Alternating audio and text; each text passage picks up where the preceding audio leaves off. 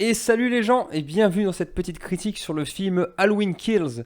Alors, vous l'aurez remarqué peut-être à ma voix, je suis un petit peu malade, donc du coup, vous étonnez pas si je parle du nez pendant toute la vidéo. Et autre chose, avant de commencer la partie sans spoil comme d'habitude, ce film-là, Halloween Kills, est la suite directe du film Halloween de 2018, qui est lui-même une suite directe au film Halloween de Carpenter de 1978. Donc, évidemment, Halloween Kills, hein, il y aura une partie sans spoil et une partie avec spoil. Mais par contre, je vais quand même être obligé, même dans la partie no spoil, je vais être obligé de donner quelques informations sur l'intrigue du film de 2018. Donc, si vous ne l'avez pas vu et que vous ne voulez pas vous faire spoiler, barrez-vous tout de suite. Pour ceux qui restent, allons tout de suite dans la partie no spoil du film Halloween Kills.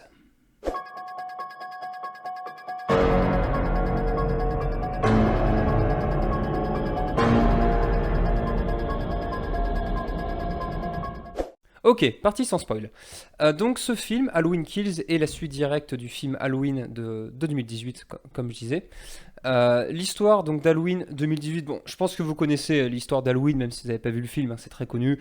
C'est l'histoire d'un type qui s'appelle Michael Myers et qui va tuer plein de babysitters. Il y en a une seule qui s'en est sortie à l'époque, c'est du coup Laurie Strode, qui est jouée par Jamie Lee Curtis. Après ça, il y a eu plein d'autres films qui étaient plus ou moins bien, mais ça j'y reviendrai dans la partie spoil.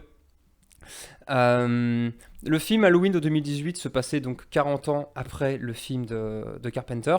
On découvrait la vie de Laurie Strode, qui était devenue grand-mère, qui était devenue une grand-mère complètement paranoïaque, qui était persuadée que Michael Myers allait revenir pour la tuer.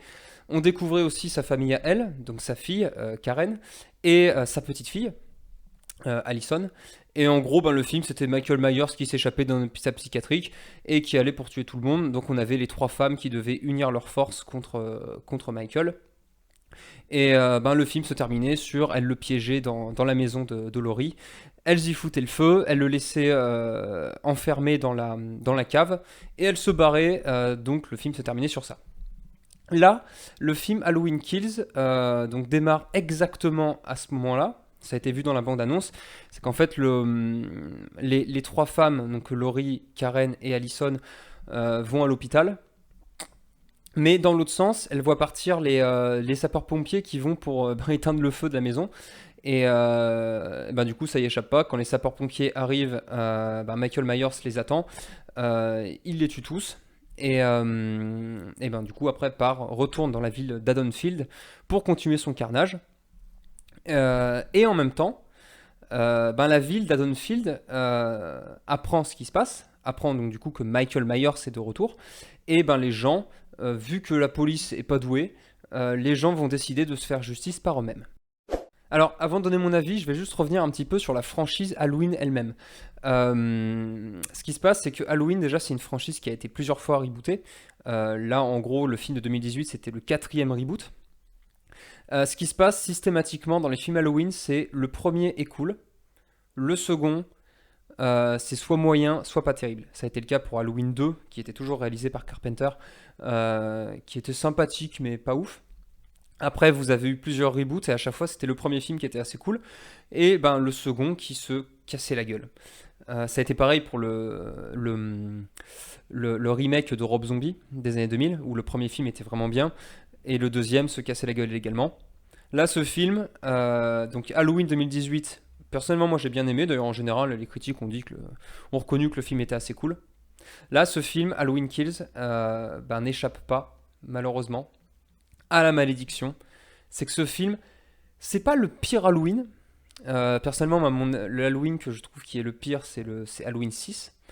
Là, celui-là, c'est pas que c'est mauvais, mais c'est pas que c'est bien non plus. Alors déjà, la grande qualité du film, c'est que ce film est violent. Ce film est gore, il y a beaucoup de morts, il y a beaucoup de sang, ça fait péter l'hémoglobine. Les morts sont assez originales, assez cool, c'est bien fait. Mais c'est peut-être là, c'est autant en fait une qualité qu'un défaut, parce que la qualité, c'est que oui, bon, il y a des morts, c'est sympa.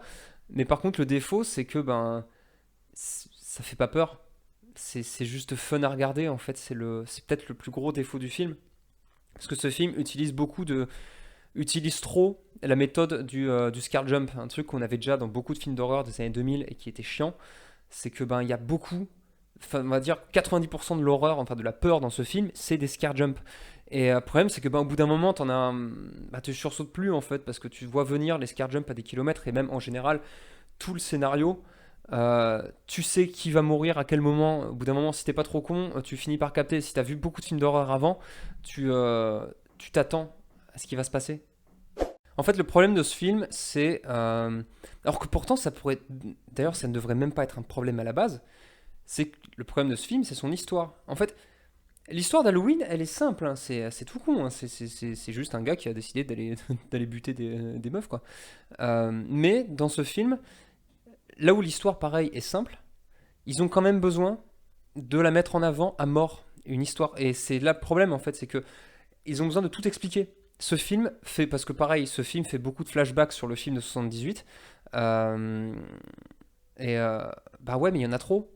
Ce film, à la moitié du film, c'est que des flashbacks, mais attention, hein, c'est pas genre des flashbacks de plusieurs scènes, hein, c'est les mêmes flashbacks de mêmes scènes. C'est-à-dire que et c'est, je sais pas trop comment présenter ça. C'est un peu comme, imaginez, vous regardez Star Wars.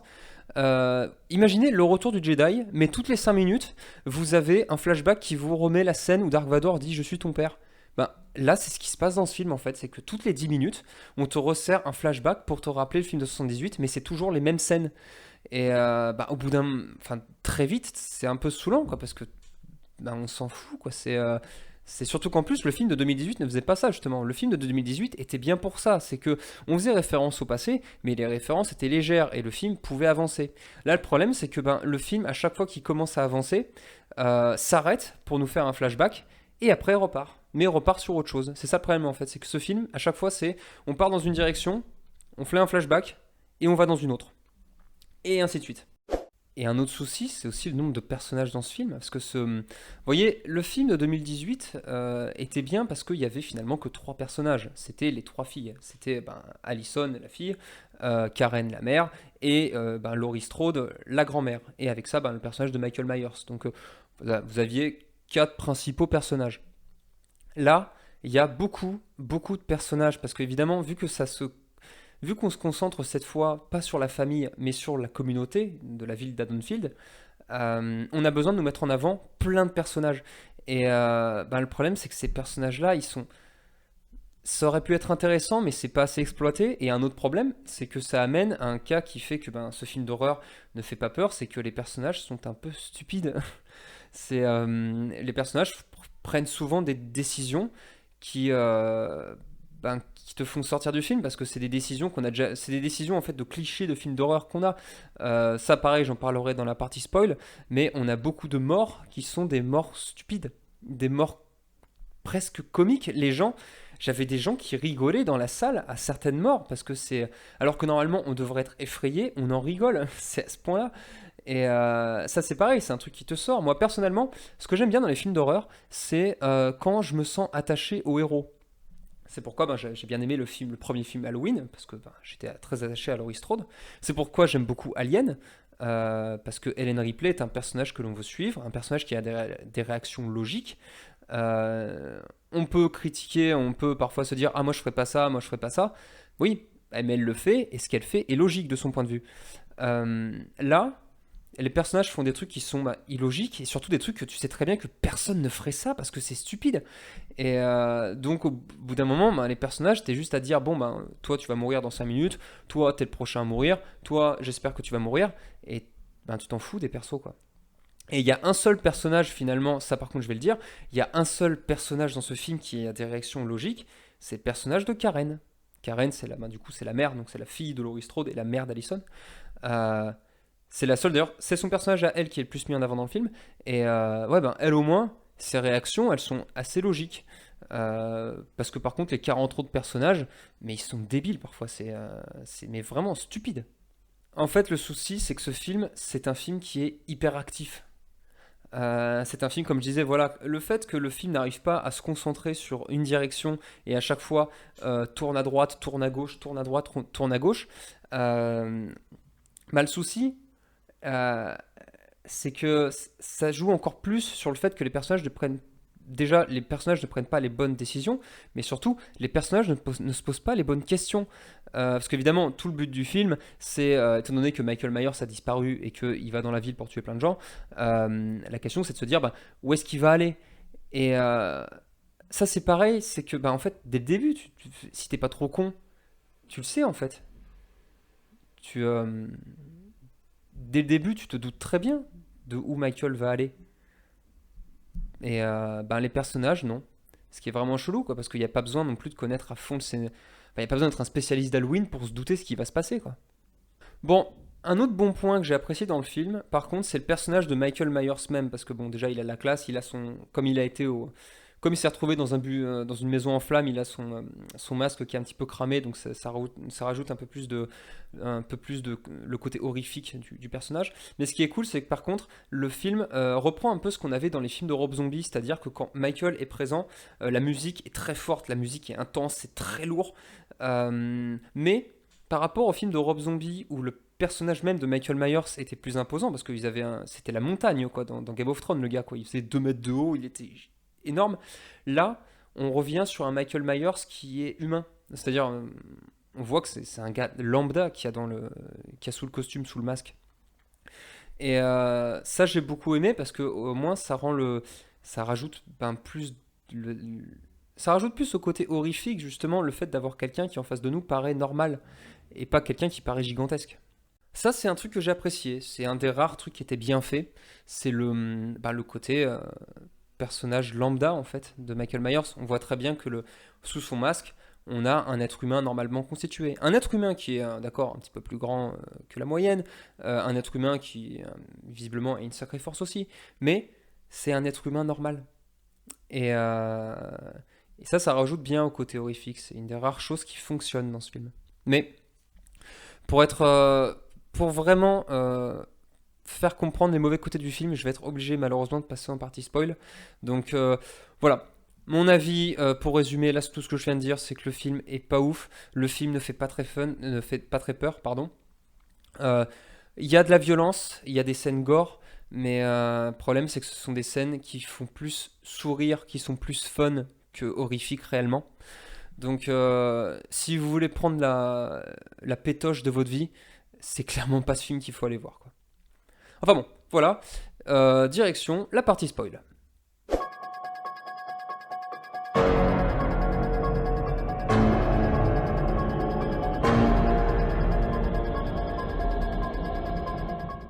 Ok, partie spoil. Alors d'abord, je pense que si on m'avait demandé de faire un sous-titre pour l'affiche du film, je pense que le sous-titre, ça aurait été Que fait la police?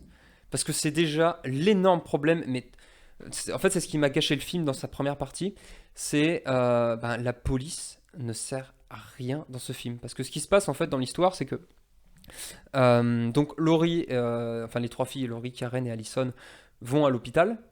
Là, à ce moment-là, quand elles y sont, c'est là qu'elles apprennent bah, que Michael Myers s'en est sorti, parce que bah, évidemment, il va péter la gueule aux pompiers qui sont venus éteindre l'incendie. D'ailleurs, cette scène, elle est vachement cool. Hein, c'est là. Elle était dans la bande-annonce, et ce qui est dommage, parce que c'est vraiment la meilleure scène du film, c'est la scène qu'on a, bah, ce plan qu'on avait dans la bande-annonce de Michael qui est dos aux flammes et qui sort. Et ce qui est bien fait, en fait, c'est qu'il va en tuer 11 des pompiers. C'est qu'en fait, chaque pompier va utiliser une arme différente contre Michael, et ben Michael va à chaque fois retourner l'arme du pompier contre lui. Donc du coup, on a plein de morts différentes, c'est filmé aussi, ça joue beaucoup sur la lumière des flammes, donc on a des jeux d'ombre assez cool. On a aussi la vision à la première personne avec les masques des pompiers. Donc cette scène, vraiment, elle est très cool. Moi, à ce moment-là, je me suis dit, ouais, ben, si tout le film est comme ça, franchement, c'est parfait. Le problème, c'est que très vite, le film va partir en couille juste après. C'est que quand ils sont à l'hôpital, donc du coup, tout le monde apprend dans la ville que Michael Myers est de retour. Tout le monde va aller à l'hôpital, toute la ville d'Haddonfield va se retrouver à l'hôpital. C'est là que tout le monde va décider de jouer la justice populaire, de jouer le justicier. Voilà, tout le monde va décider de prendre une arme pour aller tuer Michael Myers. Et les flics ne servent à rien. Il n'y a pas de patrouille, il n'y a rien, les flics restent cantonnés à l'hôpital. Mais en fait, le truc, c'est qu'on ne sait même pas combien il y a de flics dans cette ville? Il y en a deux ou trois, parce que c'est pareil. À un moment donné, dans le film, ils disent que ils ont appelé des renforts, des patelins à côté, mais ils n'ont pas de réponse. Mais comment tu ne peux ne pas avoir de réponse? Il y a un psychopathe qui vient de tuer, du coup, il doit tuer une dizaine de personnes dans le film d'avant. Là, on est la même nuit, hein, donc c'est-à-dire que là, il a tué 10 personnes, et là, dans ce film-là, il vient de tuer 11 pompiers. À quel moment les autres flics disent pas, ben ouais, il faut y aller, quoi, parce que là c'est GTA, quoi. Le gars, normalement, il devrait avoir 5 étoiles, quoi. Même, tu fais venir l'armée, quoi. Il y a un moment donné, je pensais vraiment que le film, ça allait être à la Blues Brothers, quoi. C'est-à-dire qu'à la fin, t'aurais eu l'armée et tout qui serait venu pour aller chercher. Mais en fait, non. Et ouais, justement, c'est là qu'on peut déjà faire les parallèles avec d'autres films Halloween. C'est qu'il y a un film Halloween, alors je sais plus si c'est le 4 ou le 5, mais il y a un Halloween où il y a une scène, justement, qui explique pourquoi la police n'intervient pas. Ce qui se passait, c'est que dans cet ancien film Halloween, on avait une scène du commissariat. On avait ensuite, sa côté, il y avait une autre scène. Et on revenait genre un quart d'heure après au commissariat. Et le commissariat, il était détruit. Donc ça indiquait voilà, que Michael était venu, avait fait son carnage et s'était barré. Ça, c'était bien, parce que ça justifiait le fait que la police ne puisse pas intervenir, parce que en fait, tous les flics se sont fait tuer. Je pensais que dans ce film, il y aurait une scène comme ça. Mais en fait, non. La police juste reste les bras croisés, mais littéralement, le personnage du flic ne sert à rien. Et ouais, c'est un peu dommage en fait, parce que si tu pars dans une direction, le film utilise-la à fond, quoi. Et pareil, un autre truc aussi qui peut rappeler d'autres films Halloween, c'est le fait que ce film reprend des personnages des anciens Halloween en fait. Il reprend il y a 4 ou 5 personnages, ce sont les gamins et les survivants du film de 78. Bon, c'est pas les mêmes acteurs. Mais ils ont fait du coup revenir les enfants qui avaient survécu, une femme aussi qui s'en était sortie face à Michael. Mais là, le problème, c'est que c'est pareil, ça a déjà été fait. Parce que dans Halloween 6, rappelez-vous, il faisait déjà revenir un des gamins. Il était même joué par Paul Rudd. Donc pareil, c'est ça le problème en fait, c'est que ce film, les rares choses qui peuvent paraître comme étant originales, ne le sont pas parce que ça a déjà été fait. Et en plus, là où justement le film aurait pu prendre du temps pour nous présenter ces personnages-là, pour nous parler de leur traumatisme, non, on a vite fait quelques scènes rapides et puis après, allez, on va flinguer tout le monde, quoi. Donc voilà. Ce qui amène justement au gros problème du film, ce sont les morts stupides, parce que pareil, le problème des réactions dans ce film, les personnages ont des réactions mais qui devraient être, certaines sont stupides, mais d'autres devraient carrément être interdites parce que c'est des clichés, mais qui ont été faits et refaits et qui sont mauvais. Genre, par exemple, le début du film, l'introduction, on nous montre le carnage de 78, du film d'origine. Mais c'est du point de vue des flics, en fait, qui vont traquer Michael Myers. Et ce qui se passe, c'est que t'as une scène, en fait, où t'as des gamins qui sont dehors en train de jouer. Il y a un flic qui passe en voiture. Il leur dit, alors rentrez chez vous parce qu'il y a un tueur qui tue des gens. Et le flic s'en va. Ok, tu peux pas les prendre dans ta voiture et les amener chez eux? Non, non, parce que du coup, ce qui se passe, c'est qu'il y a un des gamins qui se perd et qui tombe sur Michael, justement. C'est. Putain, ayez des réactions logiques, quoi. Pareil, une autre scène. Alors, cette scène-là, en plus, elle a fuité sur internet et beaucoup de gens s'en sont moqués. C'est qu'il y a une scène, en fait, où Michael va tuer des gens dans une bagnole. Et il y a une meuf qui est dehors avec un flingue. Donc, Michael est dans la voiture, il est au volant. Et il y a une meuf qui est à peu près à 20 mètres en fait qui sort un Desert Eagle de fou quoi et qui commence à tirer au pif. Mais le problème c'est que la meuf elle s'est rarement servi d'une arme à feu donc du coup ça fait qu'elle tire n'importe comment. Et elle tire en s'approchant de la voiture et la mort de la meuf. Alors attends, comment je peux dire ça sans rigoler? En fait, elle est près de la voiture, elle va pour tirer. Là il y a Michael qui ouvre la portière. Du coup, ça fait que la meuf, en fait, elle se prend la portière dans la main. Du coup, le flingue se retourne, elle tire, et elle se tire une balle comme ça. Voilà. C'est le niveau de ce film. Pareil, une autre scène de mort mémorable qui m'a fait bien rigoler, c'est la... En fait, ce qui se passe, c'est que dans le film, on voit la maison des parents de Michael Myers. Donc c'est la maison où Michael Myers avait tué sa grande sœur quand il avait 6 ans. Mais cette maison est occupée.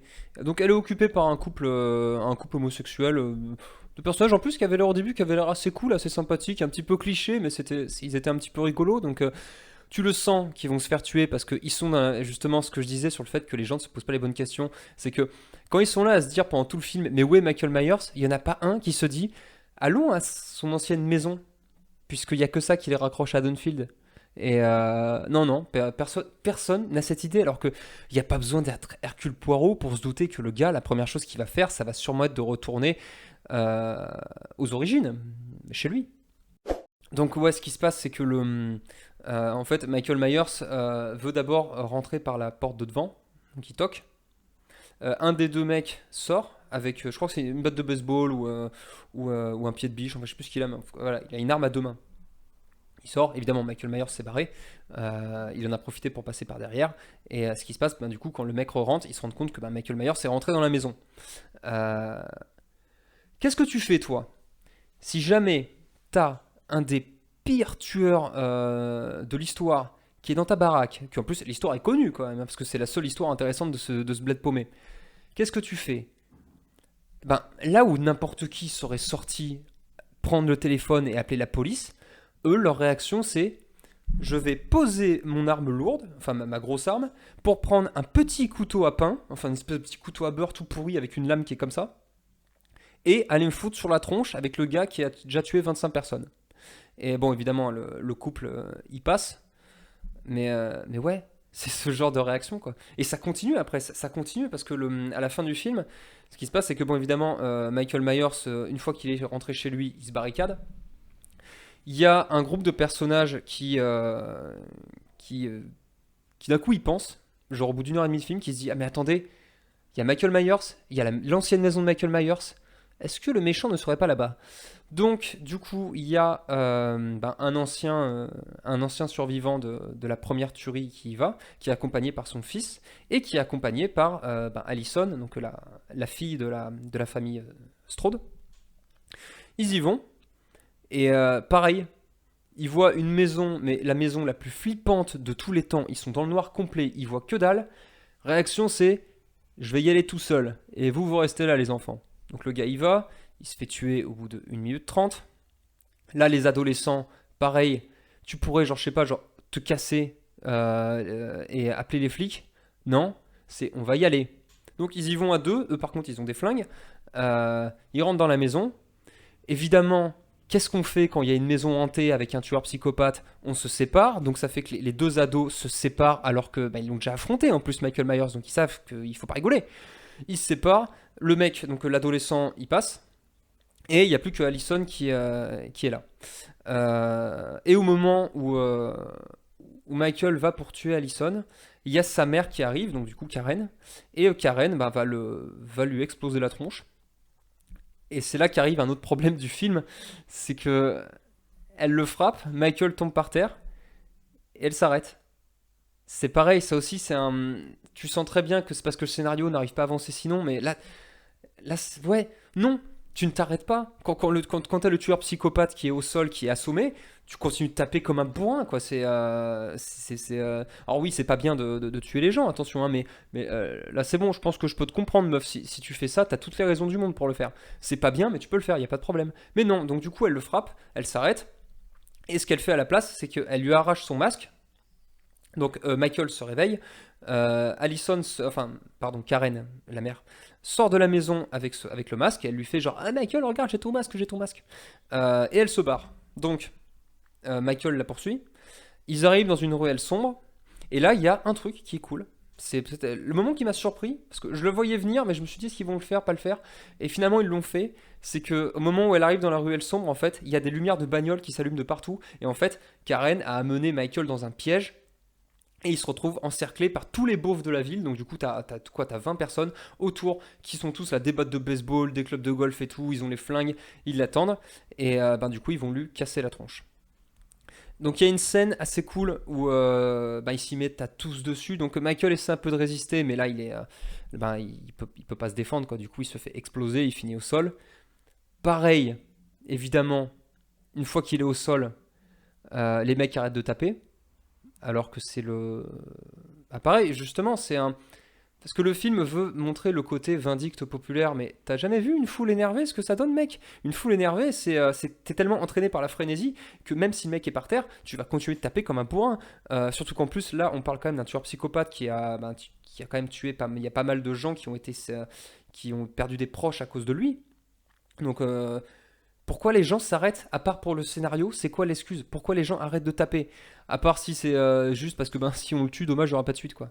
Et ben du coup, ça y échappe pas, hein, c'est que ben, une fois qu'ils se sont arrêtés, Michael se relève et il te tue tout le monde et le film se termine comme ça.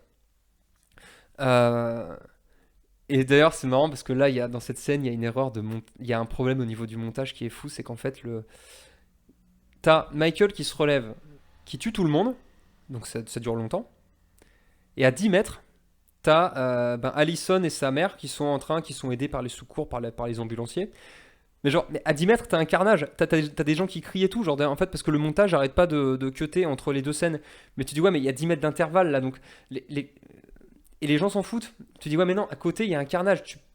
C'est quoi ce. C'est très bizarre, quoi. C'est le genre de choses qui te fait sortir d'un film, quoi. Et le plan final, donc, du coup, du film, c'est Allison qui. Enfin, Karen, et j'ai vraiment du mal avec ce personnage. Donc, Karen, donc la mère, qui va dans la maison de Michael Myers, qui regarde par la fenêtre, parce qu'il y a toute une symbolique avec la fenêtre dans ce film.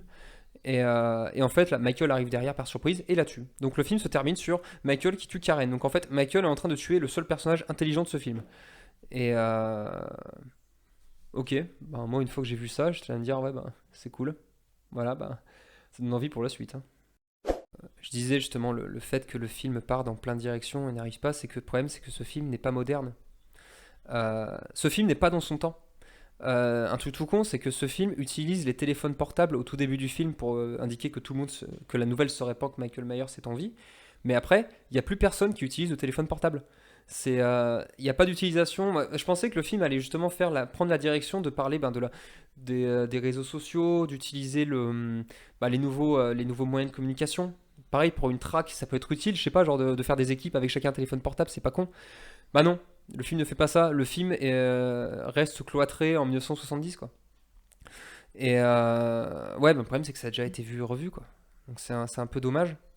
Et pour revenir sur la vindicte populaire, il y a pareil, il y a une scène qui peut être intéressante, mais le problème c'est qu'elle est mal exploitée. C'est que dans l'hôpital, à un moment donné, il y a un. En fait, il y a quand Michael s'est échappé de l'hôpital psychiatrique dans Halloween, il y a d'autres, évidemment, il y a d'autres fous qui sont sortis. Et en fait, au début du film, il nous explique qu'il y en a que deux qui n'ont pas été retrouvés. Donc c'est Michael et un autre. Cet autre fou va à l'hôpital parce qu'il a peur, parce qu'il est blessé.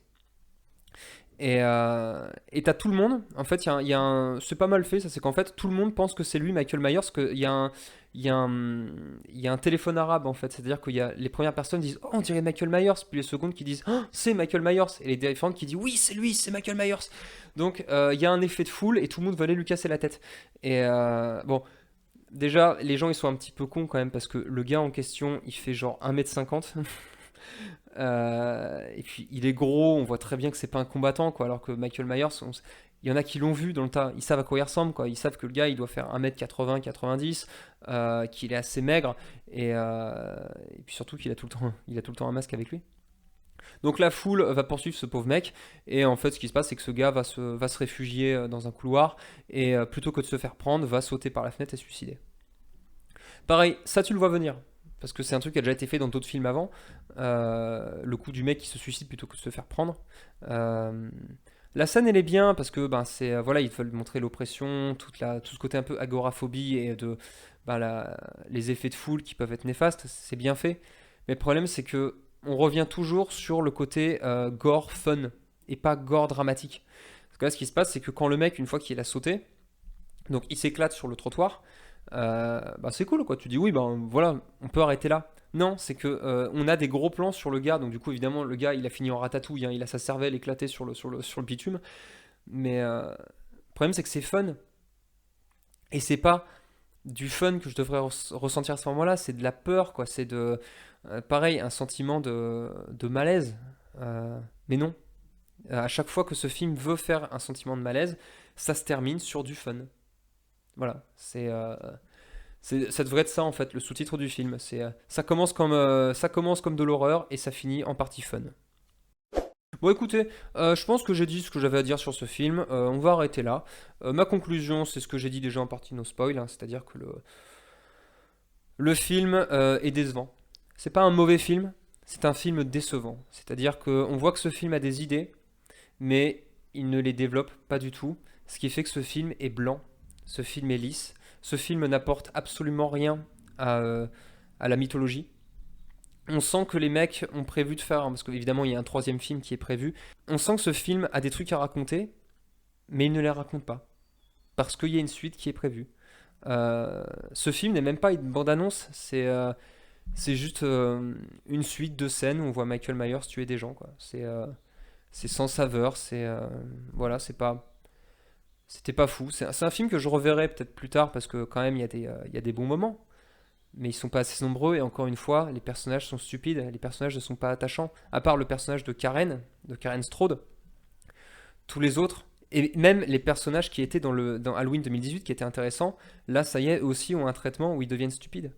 Et quand t'as 30 personnages dans un film et qu'il y en a un seul qui est intelligent, il y a un problème quoi. Donc voilà. Voilà. J'ai été un petit peu salé sur ce film. Si vous l'avez vu et que vous avez apprécié, je veux bien avoir votre avis.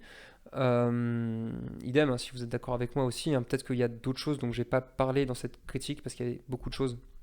Comme le scénario part dans tous les sens, il y a plein de trucs que j'ai pas dit non plus parce que ben, c'est pas intéressant, parce que c'est pas développé. Donc si vous, il y a d'autres parties qui vous ont marqué, que ce soit dans le bon ou dans le mauvais sens, je suis assez curieux. Bah écoutez, d'ici là, je vous dis à bientôt pour une prochaine critique sur la chaîne Heroic Cinéphilie. A plus!